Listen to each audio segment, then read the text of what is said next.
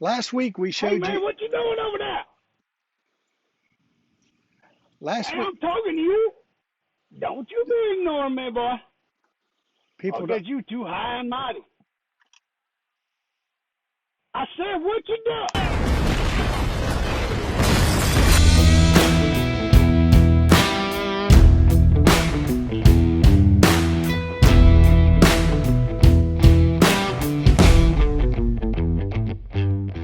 Last week we showed you what we actually went to the yard to do. That was a cutlass bearing. When I found out the cutlass bearing was loose, I decided to go to the yard to fix it. However, that was the least of our worries. After hauling out, we found out we had a lot more issues to deal with. The number one issue we had to deal with was something called blisters. Now, some of you might not know what blisters are, but basically it's just what it sounds like. A blister is when liquid gets between two surfaces and causes the top surface to swell. While blisters on your body are formed between layers of skin, blisters on boats are formed between layers of fiberglass. And yes, they're just as hard to fix as it sounds. These blisters can range from anywhere from an eighth of an inch all the way up to what ours were, which some of them were about 14 inches across. Why does that occur that way? Simply because it depends on how long the boat's been in the water before you find out that you have blisters. Our boat had not been hauled out for about 18 years. Shh, don't judge me. But the blisters weren't our only concern. You see, before we got to the blister, we had to pretty much strip off about 7 layers of hybrid epoxy / paint off of the bottom, which over the years before it got hauled out were just layered one after another, after another, after another, and it was never stripped properly. So we had to deal with that. There are a number of different ways to deal with multiple layers of paint. You've got heating and scraping. You can grind it off. You can sand it off. You can put chemicals on it and scrape it off after the chemicals do their business. To be honest with you, that never sounded good to me. Or you can do it the way we did it. Do a cold scrape and then take a 25 grain sandpaper and grind it all off. Well, sand it off, but at that point, isn't it grinding? I don't know. It seems like it. It was a lot of work. And of course, the more that we sanded and scraped, the more blisters were revealed. It wasn't just the couple that we saw, there was quite a bit under the surface. And then when we started sanding it, they revealed themselves in their ugly heads. So I decided to sand the blisters down till they were just level with the surface. And that did a couple of things. Number one, it was easier to find out or see where the blisters were at. Number two, it allowed me to open them up and let them dry out a little bit. To dry them out and open them up, all I did is I just used my knife, cut a big hole in them, and then just let them weep. Our boat is crying. So many tears. These blisters took about 2 to 3 days to dry, so that allowed us to move on to other projects while these dried out. Now, this is where a lot of you guys in the comments are probably going to light me up because I didn't let them dry all the way out. But hold on. 1, we were on a time crunch. And 2, one of the old sailor fellas there gave me some really, really awesome advice. Simply put, he said, get a router, route down just below the affected area, work your way from the middle and until you don't see any of the wet resin. Man, was he right. Saved me weeks of waiting. Now, this might not work for some of you. I have no idea, but it worked for us. Then all we had to do was get our 12-to-1, which basically in fiberglassing, what that means, for every inch you go down, you go 12 inches wide. Now, that's not from the center of your hole, that's from the outside edges.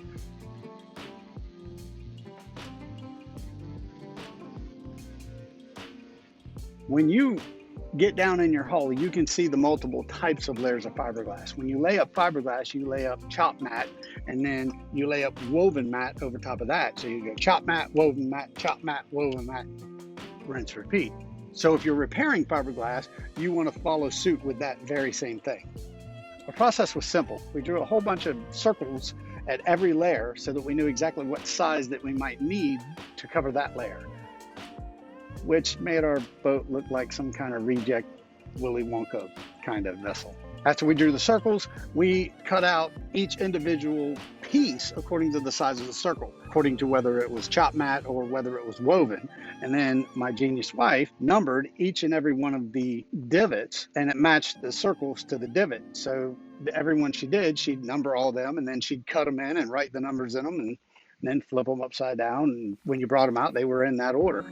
The numbers went above 260, I think. I will tell you that the numbering sequence took like 3 or 4 days. It was mind-blowing, and my wife was really sick and tired of seeing circles. So before you start laying in the fiberglass and the resin and those kind of things, first you have to completely wash it, as good as you possibly can. You want every speck of dirt that you can get out of that divot, out of that raw fiberglass, and then you have to let it completely dry. We ended up washing our boat like 6 times in 4 days or something like that. It was ridiculous. But every time we sanded, every time I did anything, I had to wash the boat, dry it completely, wait a couple hours in the sun. If the sun wasn't out, I'd wait till the next morning, and then I could finally go back to work and continue on where I was at. And just before I applied the resin, I took a rag and some acetone and I wiped it down. It doesn't matter what kind of resin you use, as long as you're comfortable with it. We use West System simply because I like simple stupid. And West System simple stupid is 1 pump hardener or 1 pump resin, and mix it and you're done. Applying the resin to a hull, because you're kind of upside down a lot and that kind of thing, is best to do with a small foam roller. Number of reasons. I tried brushes, they dripped all over me. I tried a thicker roller, and it applied too much resin at a time. So the foam roller worked the best for us. The process for this is pretty straightforward. You apply a fairly generous amount of resin to the repair surface. This will help your patches actually stay in place while you cover that patch and apply the next one. Then you apply the next layer of mat, whether it be chopped or woven, and then you simply go from one to the other, Apply a good amount of resin between each one. Don't sop it to where it's dripping, but you want to make sure that you get some resin in between each one for the bonding process.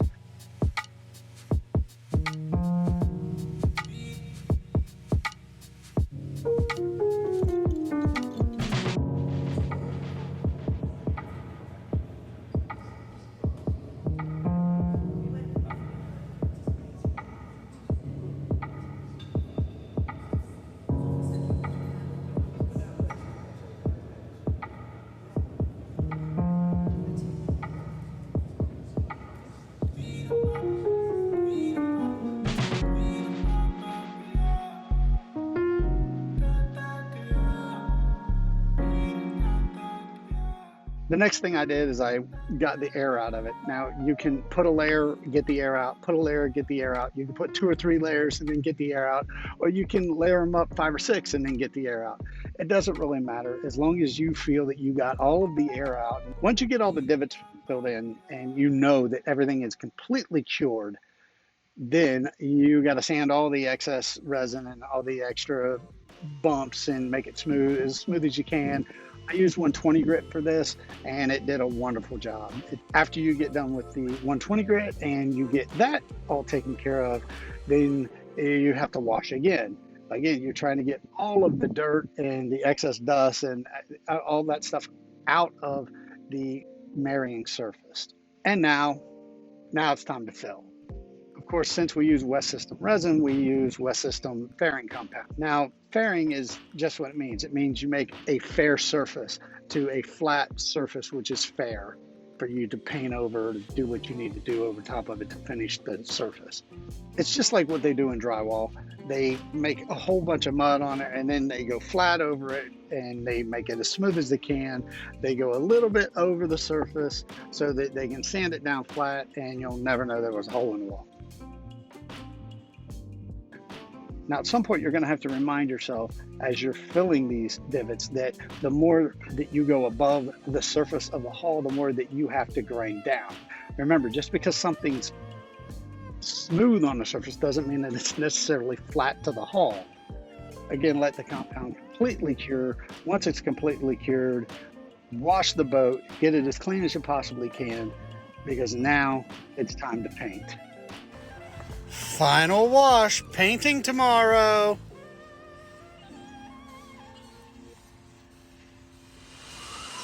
Go be awesome.